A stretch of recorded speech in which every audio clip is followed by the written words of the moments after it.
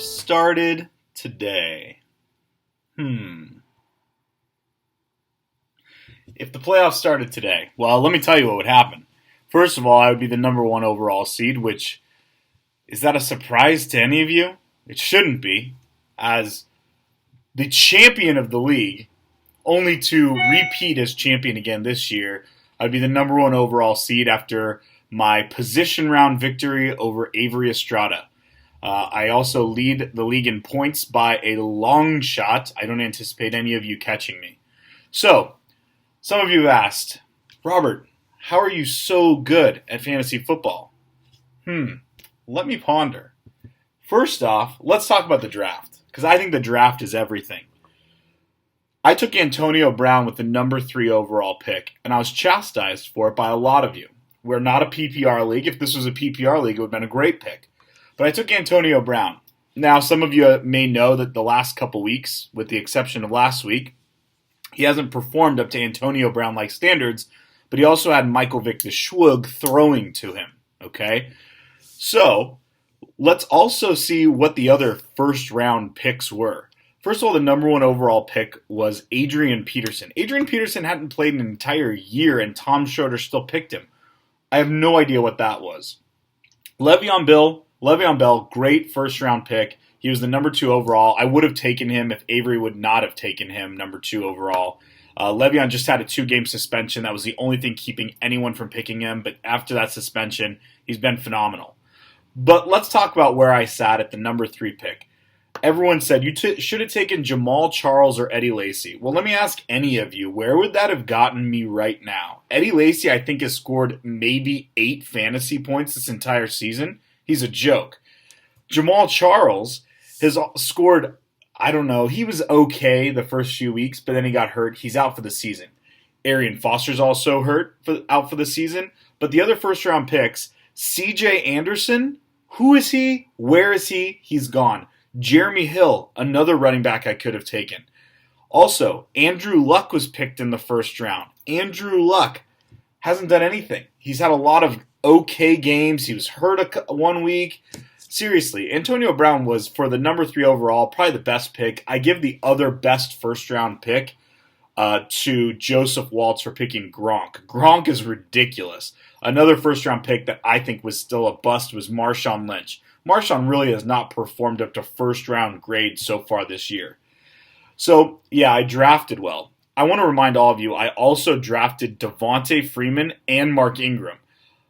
Ask yourselves, what ranks do you think Devontae Freeman and Mark Ingram are right now in fantasy football? If you guessed number 1 and number 2, you'd be right. I drafted the number 1 and number 2 running backs in the entire fantasy football as of week 7 in rounds 3 and 6. Yes, I did that. All right. Then I also picked up Carson Palmer and Phillip Rivers. If you're wondering, Robert, how high up are Phillip Rivers and Andy Dalton and Phillip Rivers? They're number 2 and number 3, but behind Brady. So if you want to talk about why I'm so good at fantasy football, that's a big reason why. All right. So plus, I'm phenomenal at picking up the right defenses, and I'm phenomenal at garbage time. If you're wondering about garbage time, just ask Joe Gianosa. So let's get back to if the playoffs started today. I would be the 1 seed, Avery would be the 2 seed, as we were both leading our divisions in points and record, which means we would get first-round buys in Week 14, aka Week 1 of the playoffs. So the wild card matchups would be Vic Paredes and Joe Gianosa.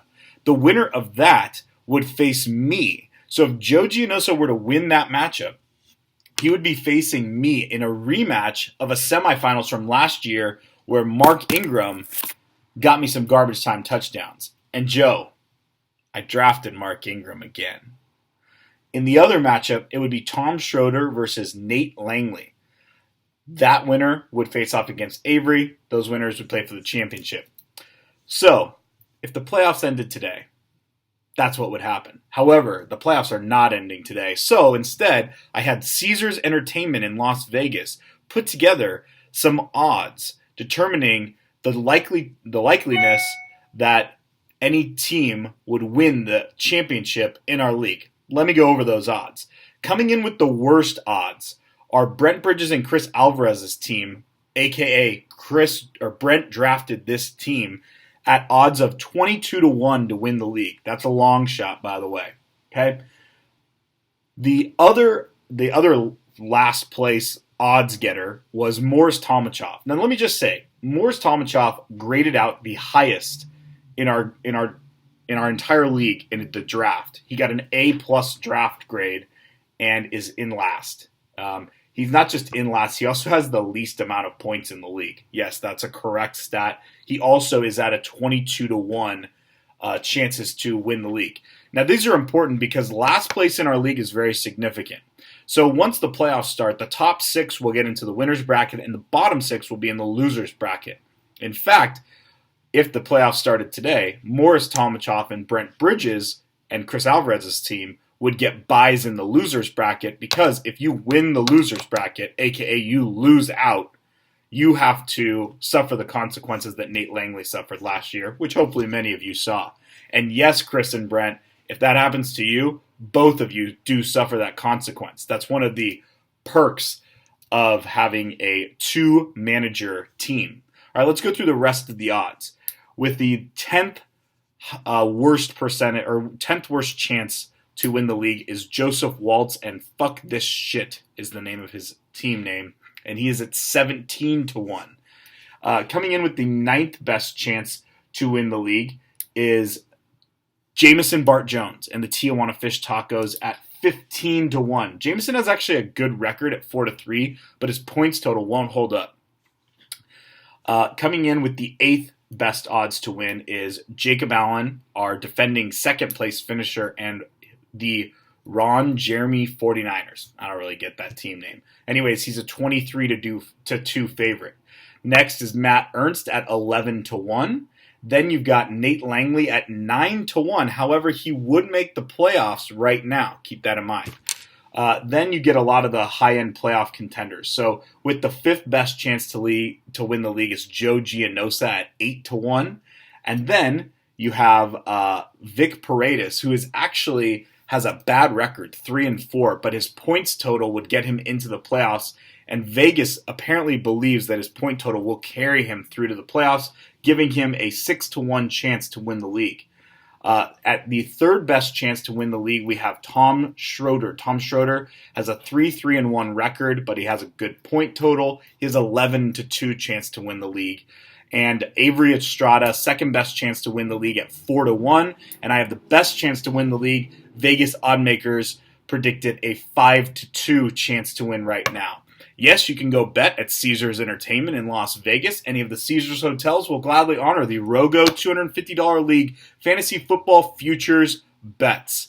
Anyways, we have one good featured matchup this week. There's a lot of other decent matchups. Obviously, we have to play through everyone in the league. But the featured matchup this week is Morris Tomachov versus Joe Giannosa, and what I like to call the Battle of Bakersfield. The Battle of Bakersfield.